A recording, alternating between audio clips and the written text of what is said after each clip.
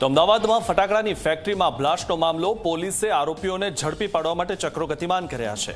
મેહુલ ડોડિયા સહિતના આરોપીઓને ઝડપવા માટે ચક્રો ગતિમાન કર્યા। સમગ્ર ઘટના અંગે ડીસીપી મયુર પાટીલે નિવેદન આપ્યું છે। ઘટનામાં મેહુલ ડોડિયાની માતાને પહોંચી છે ઈજા। મેહુલ ડોડિયાના 2 થી 3 પાર્ટનર પણ છે।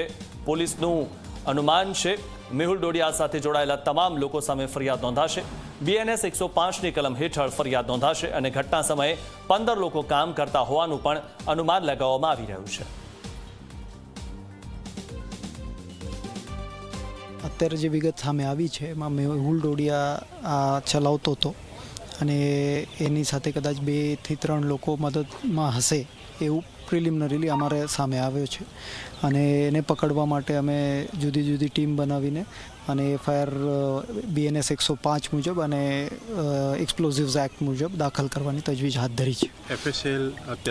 FSL આવ્યો છે અને અત્યારે બધી જે કંઈ વસ્તુઓ ત્યાં પડેલી છે એની ચકાસણી કરીને શું કેટલા પ્રમાણમાં છે અહીંયા અને કયા કયા બીજા સેક્શન્સ ઇનસાઇટ કરી શકીએ એ અમને જાણ કરશે। મેહુલની માતા પણ અહીંયા હતા? હા, એ પ્રિલિમિનરી એમ લાગે છે કે એમના માતા હતા અને કદાચ એમને જે બ્લાસ્ટ થયો છે એનાથી સાંભળવાનું બંધ થઈ ગયું છે, એટલે એમને પણ સારવારમાં જ લઈ ગયા હશે અને જે રીતે કમ્યુનિકેશન કરવા લાયક થશે પછી આગળની ચર્ચા એમની સાથે થશે।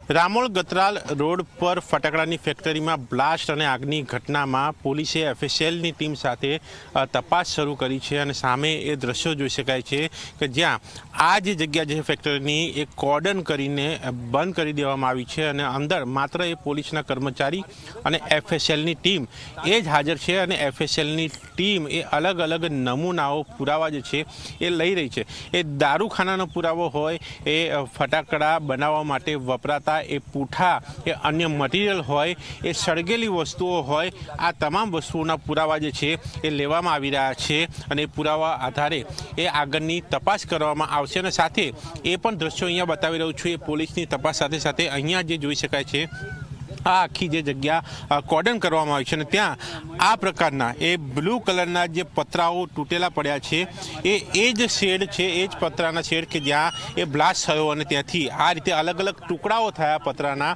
અને એ 50 મીટર 100 મીટર દૂર સુધી ઉડીને ક્યાંક ઝાડ ઉપર ક્યાંક જમીન ઉપર, તો આ પ્રકારના આ જે જોઈ શકાય છે આ જે સિમેન્ટના જે પિલ્લર એવા પણ એ તૂટીને દૂર સુધી ફંગોળાયા, લોકો પણ ફંગોળાયા કે જેમને RF કમાન્ડન્ટ એ લઈને હોસ્પિટલ મોકલ્યા અને આ સામે એ વ્હાઇટ ટેન્કર દેખાય છે એ RAF કેમ્પનું કે જે RF કેમ્પને એ બ્લાસ્ટનો અવાજ આવ્યો અને તરત એ ટીમ અહીંયા દોડી આવી અને આ ટેન્ક સાથે એ પાણીનો મારો ચલાવ્યો અને આગ કાબુ લેવાના પ્રયાસો કરવામાં આવ્યા।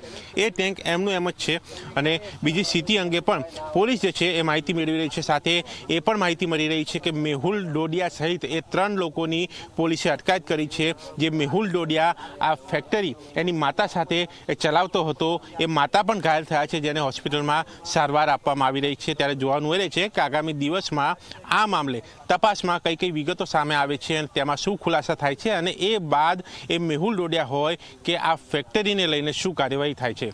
કેમેરામેન અમી સાથે દર્શક રાવલ, ઝી મીડિયા, અમદાવાદ।